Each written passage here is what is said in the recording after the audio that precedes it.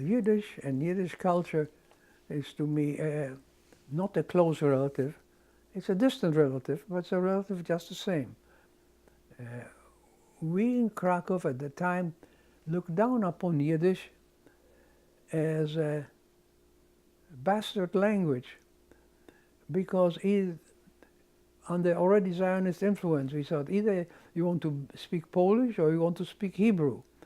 Yiddish was largely distant from us because of my friends. Nobody spoke Yiddish.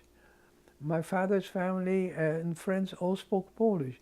We were Polonized Jews. I remember seeing Godfather in opera.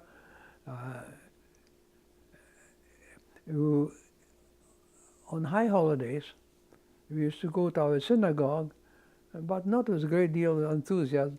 And then we would take a walk around Krakow, Kazimierz, the Jewish neighborhood, and this was like an expedition in the unknown, because it was very romantic, it was very exciting to see people dressed in these long capotes and their hats with the foxtails on it. It was very exciting, but it was not my world.